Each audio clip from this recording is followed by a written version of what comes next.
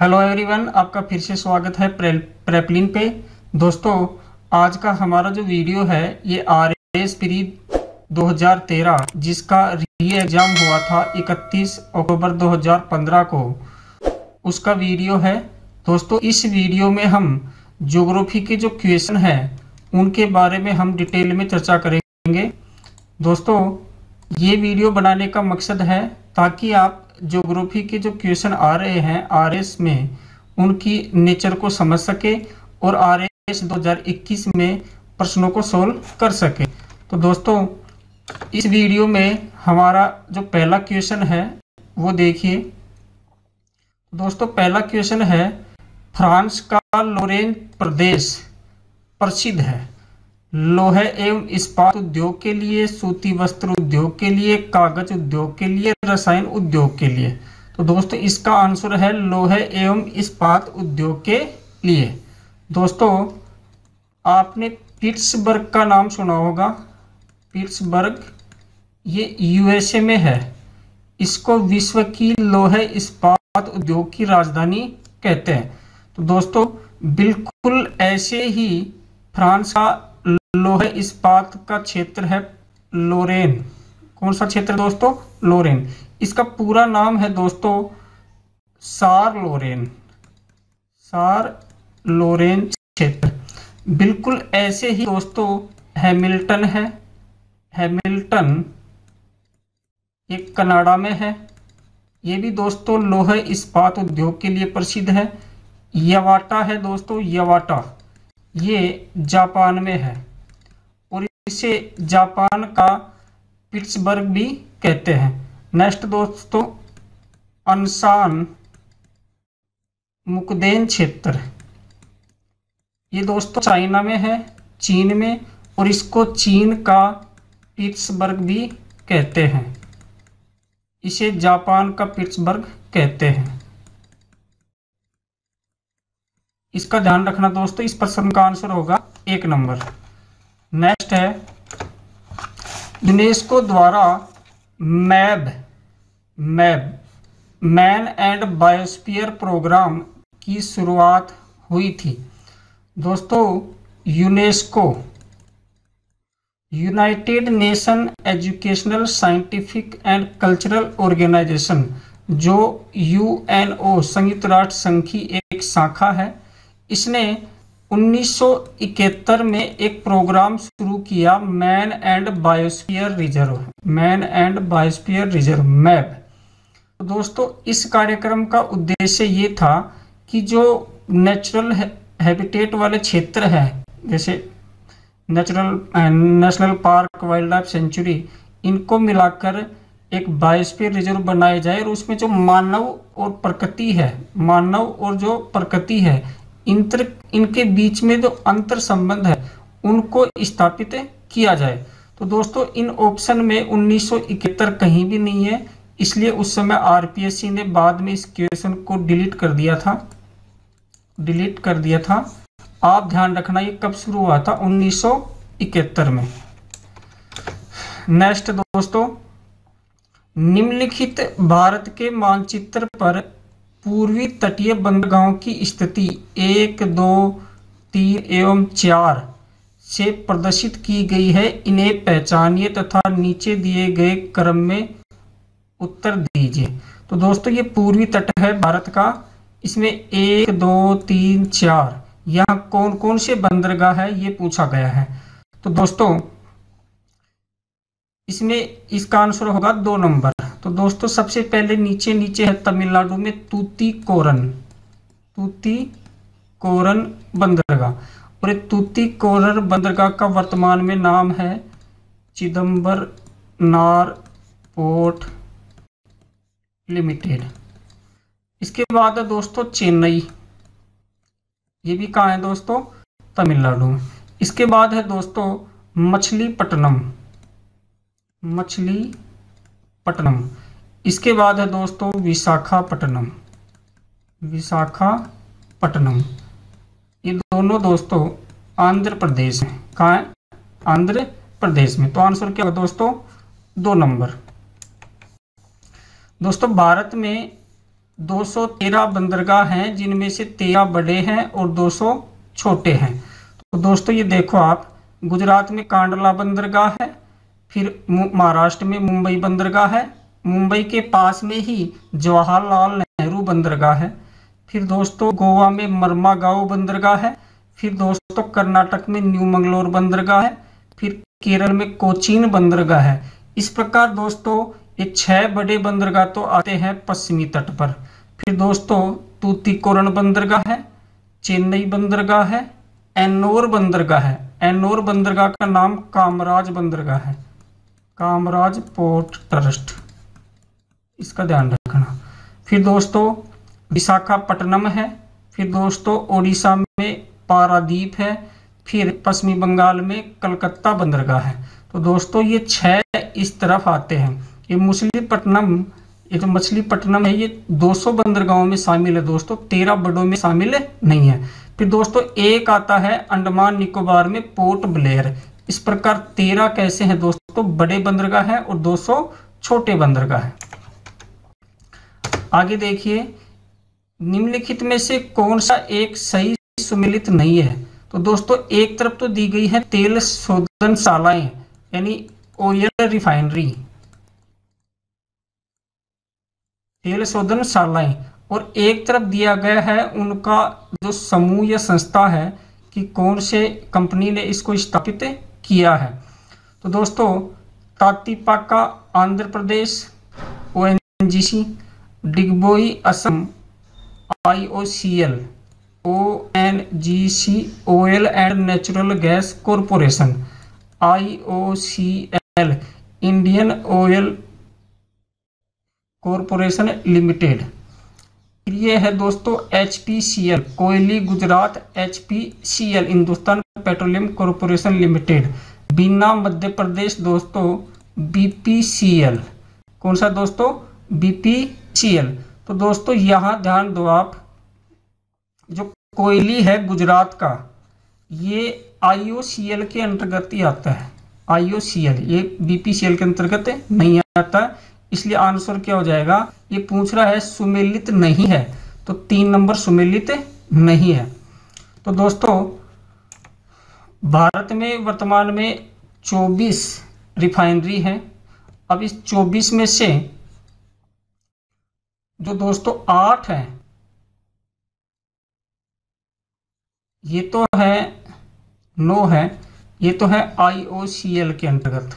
ठीक है दोस्तों, अब कौन कौन सी देखो आप, डिगबोई ये असम में है, फिर दोस्तों गुवाहाटी ये भी असम में है, फिर दोस्तों बोगाईगांव, तो बोगाईगांव भी असम में है, फिर दोस्तों बरौनी, बरौनी बिहार में है, फिर है दोस्तों कोयली, कोयली गुजरात में है, फिर है दोस्तों हल्दिया, हल्दिया पश्चिमी बंगाल में है, फिर है दोस्तों मथुरा, मथुरा उत्तर प्रदेश में है, फिर है पानीपत, पानीपत हरियाणा में है, और फिर है दोस्तों पारादीप, पारादीप उड़ीसा में है। तो दोस्तों 1 2 3 4 5 6 7 8 9 रिफाइनरी है इंडियन ऑयल कॉरपोरेशन लिमिटेड के अंतर्गत। फिर आती है दोस्तों, आप स्क्रीनशॉट ले लीजिए, मैं इसको मिटाऊंगा थोड़ा सा। फिर आता है दोस्तों CPCL, Chennai petroleum corporation limited. इसके अंतर्गत 2 आती है दोस्तों, एक आती है मनाली, मनाली चेन्नई के पास एक जगह है, ये हिमाचल प्रदेश वाला मनाली नहीं है। दूसरा आता है दोस्तों नागपट्टनम, नागपट्टनम। ये दोनों रिफाइनरी है, ये चेन्नई पेट्रोलियम कॉरपोरेशन लिमिटेड के अंतर्गत आती है। तो दोस्तों 9 + 2 11। अब मैं इसको मिटा रहा हूँ। आगे देखिए दोस्तों 9 + 2 हो गई। फिर आगे देखिए दोस्तों HPCL, Hindustan petroleum corporation limited. इसके अंतर्गत 2 रिफाइनरी आती हैं दोस्तों, एक तो मुंबई में स्थित है और एक दोस्तों विशाखापट्टनम में स्थित है, विशाखापट्टनम में स्थित है। तो दोस्तों 11 और 2 13। फिर बात करते हैं दोस्तों BPCL की, 9 + 2 + 2। फिर बात करते हैं बीपीसीएल की, भारत पेट्रोलियम कॉरपोरेशन लिमिटेड। इसके अंतर भी दो आती हैं दोस्तों, एक तो मुंबई में है, मुंबई में दो है दोस्तों, एक तो एचपीसीएल वाली और एक बीपीसीएल वाली, और एक है दोस्तों कोचीन में। तो दोस्तों ये हो गई +2 15।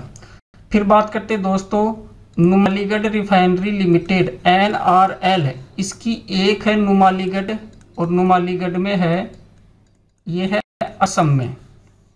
तो दोस्तों +1। फिर बात करते हैं दोस्तों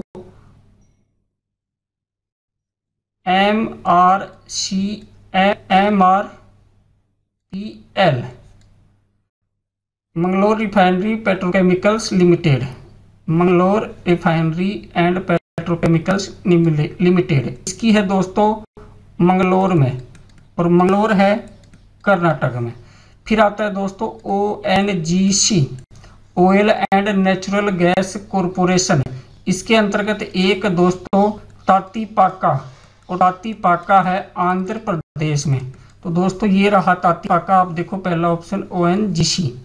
ठीक है दोस्तों, अब बात करते हैं जॉइंट वेंचर है दोस्तों, जिसमें निजी क्षेत्र और भारत सरकार और कुछ भी जो कंपनी है दूसरी, या राजस्थान सरकार जैसे HPCL है, उनका जो जॉइंट वेंचर है दो के बीच में, वो है दोस्तों। तो सबसे पहले देखो बीना रिफाइनरी है दोस्तों। एक तो Bharat BPCL, Bharat petroleum corporation limited, यानी BPCL प्लस ओमान देश है, खाड़ी देश है, उन दोनों का जॉइंट वेंचर दोस्तों। फिर है दोस्तों बठिंडा पंजाब में है, ये HPCL प्लस मित्तल एनर्जी, इन दोनों का जॉइंट वेंचर है दोस्तों। फिर है पंचपदरा, ये बाड़मेर राजस्थान में है दोस्तों। यह है HPCL प्लस राजस्थान गवर्नमेंट, दोनों का है, जिसमें 74% HPCL का है और 26% राजस्थान गवर्नमेंट का है। अब इसके अलावा दोस्तों प्राइवेट सेक्टर की ओर आती है, प्राइवेट सेक्टर। अब प्राइवेट सेक्टर में आती है दोस्तों एक तो रिलायंस की दो है दोस्तों, ये दोनों जामनगर में है। एक तो DTA जामनगर है और एक सेज जामनगर है, तो 1 और 2। फिर आती है दोस्तों न्यारा ग्रुप की, और न्यारा ग्रुप की है दोस्तों वाडीनार गुजरात में। जामनगर भी कहाँ है दोस्तों? गुजरात में। तो दोस्तों ये न्यारा ग्रुप, इसका नाम पहले SR ग्रुप था। तो इस प्रकार वर्तमान में कितनी हो गई दोस्तों? 24 रिफाइनरी हो गई। आप इसका स्क्रीनशॉट ले लीजिए, आपके काम आएगा। आगे देखिए, उत्तर दक्षिण व पूर्व पश्चिम कॉरिडोर सुपर हाईवे का मिलन कस्बा है। तो दोस्तों वो जगह पूछ रहा है जहां मिलन होता है। तो दोस्तों जो भारत है,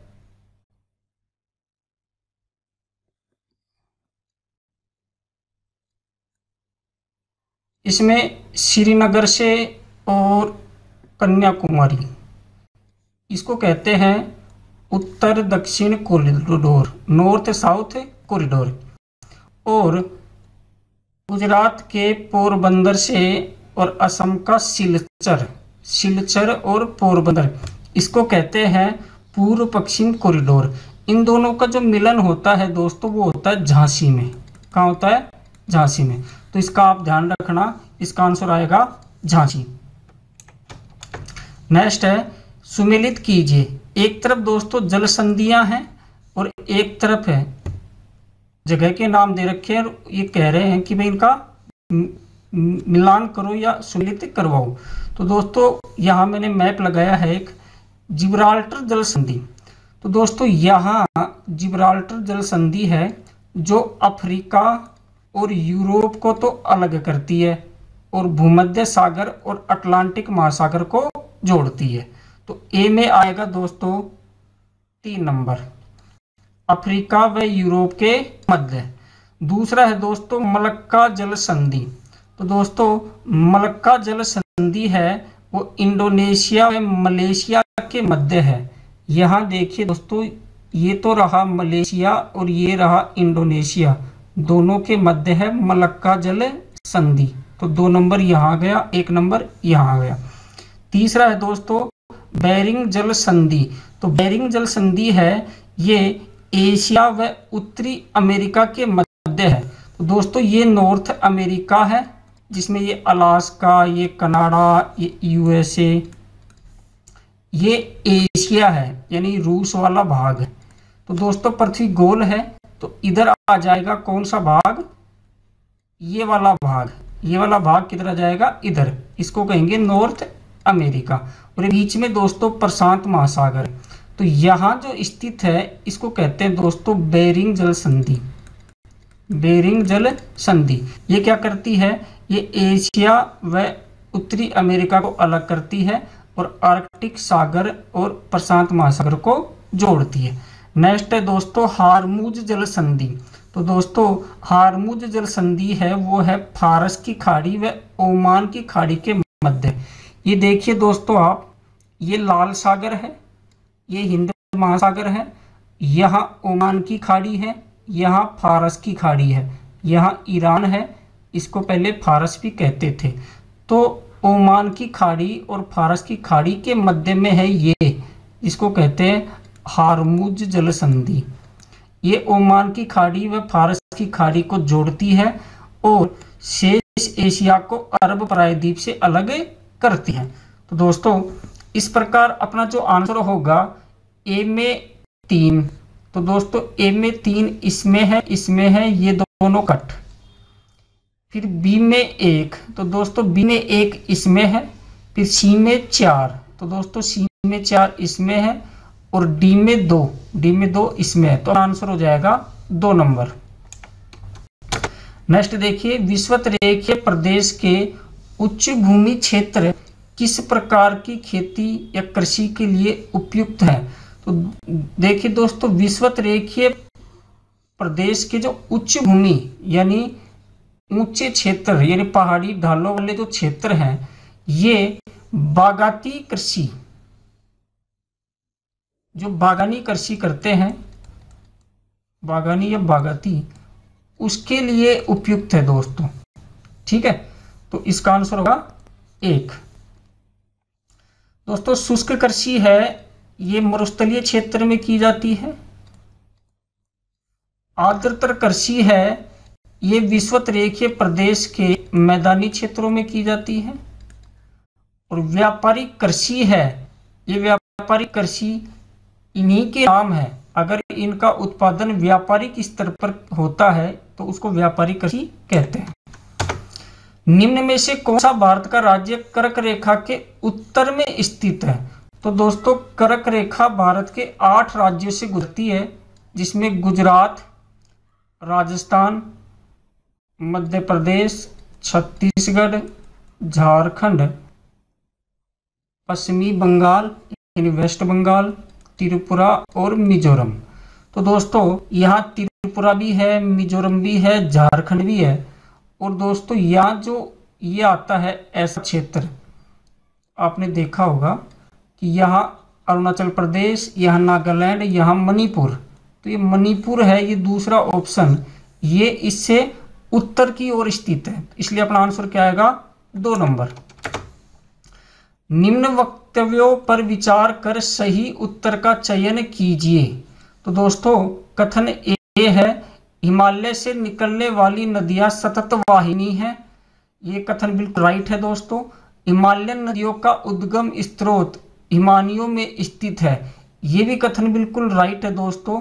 इसलिए ही हिमालय से निकलने वाली नदियां सतत वाहिनी होती हैं।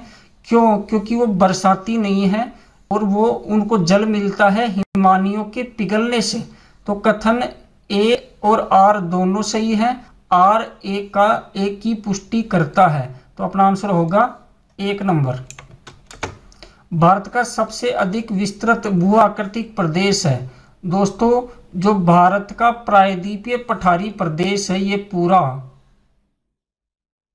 ये जिसका आकार त्रिभुजाकार है, इसका क्षेत्रफल है लगभग 16 लाख वर्ग किलोमीटर और भारत का कुल क्षेत्र क्षेत्रफल है 32.87 लाख वर्ग किलोमीटर। तो दोस्तों इसका लगभग कितना हो जाता है, आधा, 49.50%। तो सबसे बड़ा कौन सा दोस्तों, दक्षिण का पठार।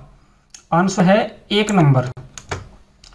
निम्न मानचित्र में राजस्थान के प्रमुख जनजातियों का संकेंद्रण 1, 2, 3, 4 से प्रदर्शित किया गया है। मानचित्र के नीचे दिए गए क्रम में इन्हें पहचानिए तथा उत्तर दीजिए।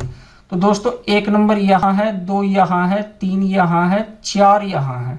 तो दोस्तों आप देखो ध्यान से, 1 नंबर तो यहाँ दोस्तों सासी जनजाति है जो भरतपुर में निवास करती है।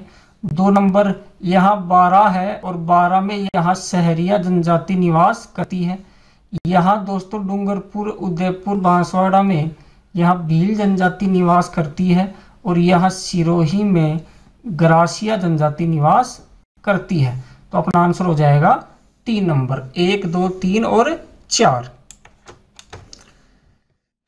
दोस्तों इसमें राजस्थान में इंदिरा गांधी नहर परियोजना की लिफ्ट नहरों की स्थिति 1, 2, 3, 4 से प्रदर्शित की गई है। मानचित्र के नीचे दिए क्रम में इन्हें पहचानिए तथा उत्तर दीजिए। तो दोस्तों ये IGNP है, IGNP इंदिरा गांधी नहर परियोजना, और इसमें ये लिफ्ट नहर दी गई है 1, 2, 3 और 4। इसका नंबर 1 है, इसका 2 है, इसका 3 है और इसका 4 है। तो दोस्तों इनके नाम पूछ रहा है भाई, क्रम से इनके नाम क्या है दोस्तों। तो सबसे दक्षिण में है और सबसे उत्तर में है। पहले ये देखो आप दोस्तों, इधर मैंने मैप लगाया है IGNP का, जिसमें ये सतलज नदी में हरिके बैराज से निकल रही है। राजस्थान में हनुमानगढ़ में मसीता वाली हेड है, वहाँ ये प्रवेश कर रही है गंगानगर में। और दोस्तों आगे देखिए, इसमें इधर की साइड में तो दी गई है लिफ्ट नहर, लिफ्ट, और इधर दी गई है ब्रांच। तो दोस्तों इंदिरा गांधी नहर है, ये मुख्य भाग इसका जैसलमेर के मोहनगढ़ तक, और इससे आगे एक सब ब्रांच निकाली है बाड़मेर के गडरा रोड तक, जिसको बाबा रामदेव सब ब्रांच कहते हैं। अब दोस्तों इसके इधर से ये आ रही है, तो इसका राइट साइड में ढाल है दोस्तों। जैसे ये इंदिरा गांधी नहर है तो राइट साइड में ढाल ऐसे है, तो इधर तो निकाली गई है ब्रांच, तो ढाल के अनुरूप बह जाती है। लेकिन ये जो लेफ्ट साइड है ये थोड़ा ऊंचा है दोस्तों, इसलिए इधर लिफ्ट नहर बनाई गई है। लिफ्ट का मतलब होता है ऊपर उठाना, तो जल को मोटरों से ऊपर उठाते हैं और फिर नहर में छोड़ते हैं, इसलिए उसको कहा गया है लिफ्ट नहर। तो दोस्तों आप देखो, सबसे नीचे जय नारायण व्यास लिफ्ट कैनाल, फिर है गुरु जम्बेश्वर लिफ्ट कैनाल, फिर है करनी सिंह लिफ्ट कैनाल, फिर है वीर तेजाजी लिफ्ट कैनाल, फिर है पन्नालाल बारूपाल लिफ्ट कैनाल, फिर है कंवरसेन लिफ्ट कैनाल, और फिर है Chaudhary Kumbharam lift canal.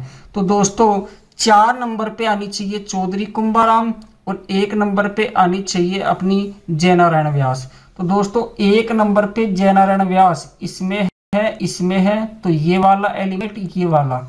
4 number पे तो चौधरी कुंभाराम है, वो इसमें भी है और इसमें भी है। तो अब देखिए दोस्तों, यहाँ 2 नंबर पे आनी चाहिए कौन सी, डॉक्टर करनी सिंह। तो आप देखिए 1, 2, फिर 3 और फिर 4। तो दोस्तों 2 नंबर पे डॉक्टर करनी सिंह, 3 नंबर पे आनी चाहिए कंवरसेन लिफ्ट नहर, और 4 नंबर पे आनी चाहिए चौधरी कुंभाराम लिफ्ट नहर। तो आंसर हो जाएगा 3 नंबर।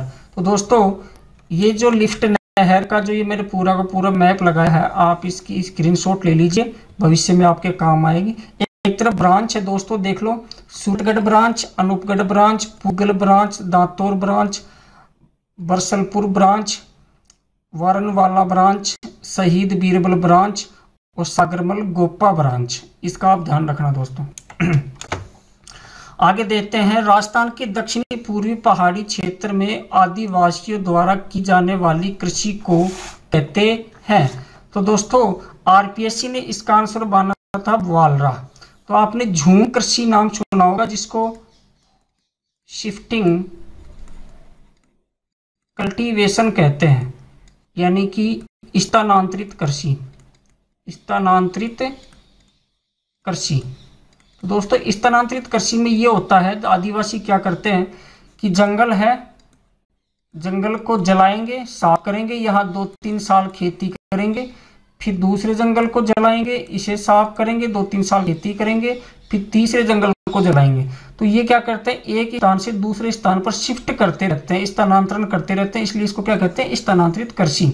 इसको अलग अलग भागों में अलग अलग नाम से जाना जाता है। पूर्वोत्तर भारत में इसको झूम कृषि कहते हैं। इसके अलावा इसको मध्य प्रदेश में बेवर धैया कहते हैं, आंध्र प्रदेश में पोंडू कहते हैं, उड़ीसा में पेड़ा कहते हैं, फिर केरल में पोनम कहते हैं, फिर इसको महाराष्ट्र के जो तट है वहाँ इसको कुमारी कहते हैं। तो अलग अलग नाम से जाना जाता है दोस्तों। राजस्थान में इसके 4 नाम है दोस्तों। तो आप देखो, ये राजस्थान है, यहाँ सिरोही में ग्रासिया जनजाति है। ग्रासिया जनजाति इसको वालरा कहती है। दोस्तों उदयपुर में भील जनजाति का संकेंद्रण सर्वाधिक है, तो यहाँ जो भील जनजाति है वो इसको चिमाता कहती है, चिमाता। फिर दोस्तों यहाँ डूंगरपुर बांसवाड़ा में डामोर जनजाति है, डामोर। तो डामोर इसको दजिया कहती है दोस्तों, दजिया। फिर यहाँ देखो आप बारा, यानी दक्षिणी पूर्वी राजस्थान, दक्षिणी पूर्वी पहाड़ी क्षेत्रों में। तो दक्षिणी पूर्वी राजस्थान में इसको कहते हैं दोस्तों बत्रा। अब यहां ध्यान रखना दोस्तों, दक्षिणी पूर्वी राजस्थान में इसको कहते हैं बत्रा, दक्षिणी पूर्वी राजस्थान यानी 12 वाले क्षेत्र में। लेकिन जो अरावली है, अरावली के दक्षिणी पूर्वी पहाड़ी ढालों पर, ये अरावली है तो सिरोही से ऐसे जाती है, और इसका जो दक्षिणी पूर्वी पहाड़ी ढाल है सिरोही का, यहाँ की जाती है वालरा, जो कौन सी जनजाति करती है, ग्रासिया। ठीक है दोस्तों, तो आगे चलते हैं। राजस्थान राज्य में किस नदी का अपवाह क्षेत्र न्यूनतम है? तो दोस्तों आरपीएससी ने इसका आंसर माना था साबरमती। बाद में इस पर रिट लगी थी, और रिट लगने के बाद आरपीएससी ने इसका दोबारा से वो दिया हाई कोर्ट में, फिर भी उन्होंने साबरमती माना। लेकिन इसका दोस्तों वाकल आना चाहिए, क्योंकि साबरमती की सहायक है वाकल, और साबरमती उदयपुर में निकलती है, और उदयपुर और राजस्थान में मात्र 45 किलोमीटर बहती है, और राजस्थान के कुल अपवाह क्षेत्र का मात्र 1% साबरमती के अंतर्गत आता है। वाकल का 1 से भी कम आता है, लेकिन उन्होंने साबरमती मान लिया, तो मान लिया, अपन क्या कर सकते हैं। तो आप ध्यान रखना, अगर वाकल की जगह और कुछ आता तो इसका आंसर साबरमती होता है, इसका आप ध्यान रख लेना दोस्तों। राजस्थान राज्य में मुख्यतः कोयले की किस्म पाई जाती है? तो दोस्तों राजस्थान में मुख्यतः लिग्नाइट प्रकार का कोयला पाया जाता है, लिग्नाइट।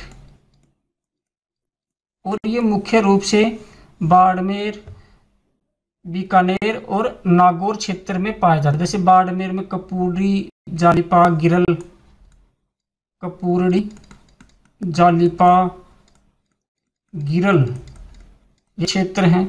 बीकानेर में पलाना, गुडा, बरसिंगसर ये क्षेत्र हैं, और नागौर में माता सुख, कसनाऊ क्षेत्र, कसनाऊ क्षेत्र है। ये 3 जिले प्रमुख है दोस्तों। तो कौन सा है? लिग्नाइट।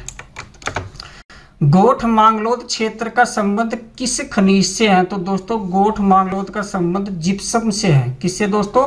जिप्सम से। तो जिप्सम गोठ मांगलोद नागौर में है दोस्तों, नागौर में है। फिर इसके अलावा बीकानेर, बीकानेर, इसके अलावा फिर बाड़मेर, बाड़मेर। तो दोस्तों आपने सुना होगा बाड़मेर में कवास क्षेत्र, कवास क्षेत्र, और गोठ मांगलो क्षेत्र कहाँ है दोस्तों, नागौर में। और जामसर क्षेत्र कहाँ है दोस्तों, जिप्सम का बीकानेर में। मावठ जिससे होती है वह है, तो दोस्तों मावठ पश्चिमी विक्षोभ से होती है। दोस्तों ये यूरोप, ये एशिया, ये अफ्रीका, यहाँ भूमध्य सागर है। तो भूमध्य सागर से ऐसे पश्चिमी विक्षोभ आते हैं भारत के उत्तर पश्चिमी भाग में, और इससे उत्तरी राजस्थान, पंजाब, हरियाणा, जम्मू कश्मीर और थोड़ा सा पश्चिमी उत्तर प्रदेश के भाग में वर्षा होती है। राजस्थान में इसको कहते हैं मावठ। ये कब होती है दोस्तों, शीतकाल में, इसलिए इसको शीतकालीन वर्षा भी कहते हैं। किससे होती है, पश्चिमी विक्षोभ या वेस्टर्न डिस्टरबेंस, इसको वेस्टर्न डिस्टरबेंस भी कहते हैं। तो दोस्तों इसका ध्यान रखना, ये रबी की फसल के लिए लाभदायक होती है और इसलिए इसको गोल्डन ड्रॉप्स सुनहरी बूंदे भी कहते हैं। ये पूछ रहा है दोस्तों, सुमेलित कीजिए, एक तरफ खान है और एक तरफ जिले हैं। तो दोस्तों तनोट माता का मंदिर का नाम सुना होगा आपने, ये जैसलमेर में है, ये गैस की खान है। फिर कपूरडी अभी मैंने बताया है बाड़मेर में है, ये कोयले की खान है। फिर अभी मैंने कसनाऊ माता सुख भी बताया आपको, नागौर में, ये भी कोयले की खान है।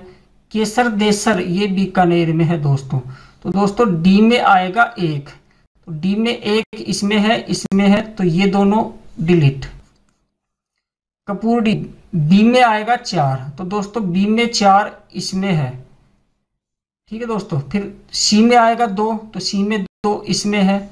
और ए में आएगा 3, तो ए में 3 इसमें, तो अपना आंसर हो जाएगा 1 नंबर, ठीक है दोस्तों।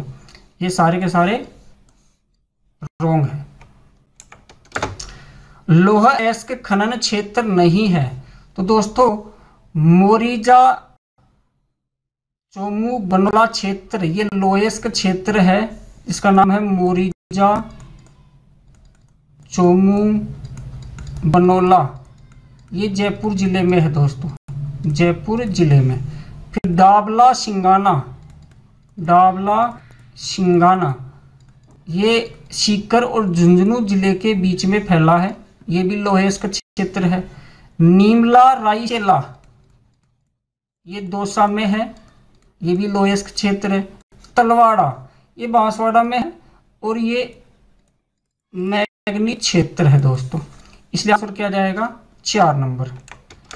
नेक्स्ट, जवाई परियोजना से लाभान्वित नहीं होने वाला जिला है, तो दोस्तों जवाई बांध पाली के सुमेरपुर में है, पाली के सुमेरपुर में, और जवाई नदी पर है, जवाई नदी पर है।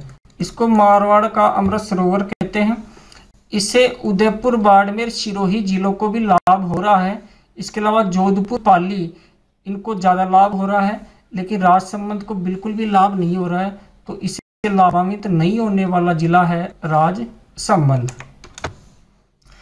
एक तरफ दोस्तों मध्यम सिंचाई परियोजना है और एक तरफ है जिले कि कौन से जिले हैं, इनको आपस में मिलान करना है।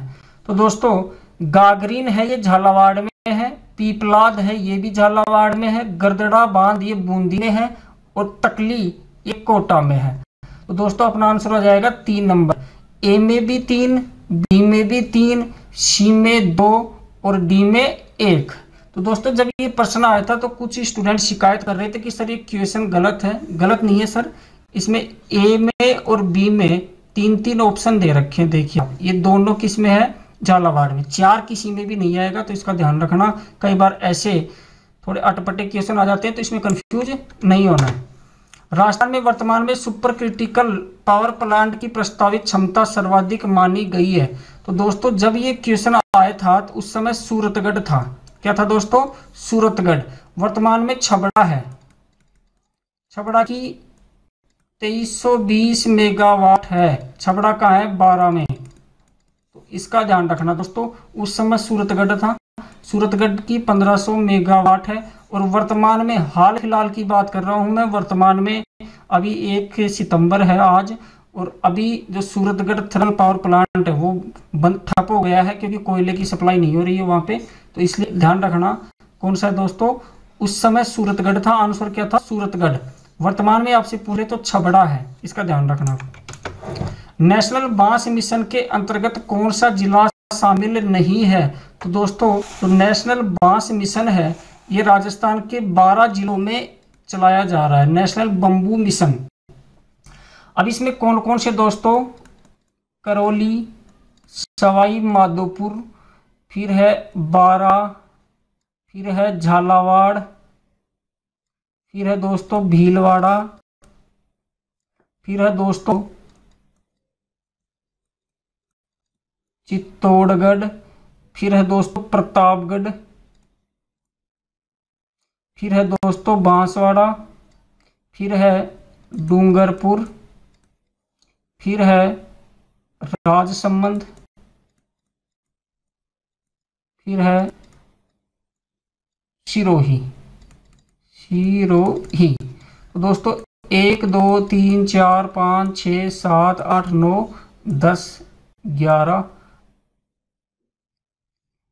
करौली, सवाई माधोपुर, बारा, झालावाड़, भीलवाड़ा, चित्तौड़गढ़, प्रतापगढ़, बांसवाड़ा, डूंगरपुर, राजसमंद, सिरोही। तो दोस्तों अब इसमें कौन सा नहीं आया दोस्तों, जालोर। तो दोस्तों इसका आंसर क्या होगा, जालोर। नेक्स्ट है, भारत में निम्नलिखित में से कौन सा क्षेत्र जैव विविधता तप्त स्थल है? ये क्वेश्चन दोस्तों मैंने डिस्कस किया था कब, जब मैं RS 2013 वाला जो 2013 में पेपर हुआ था उस पेपर में।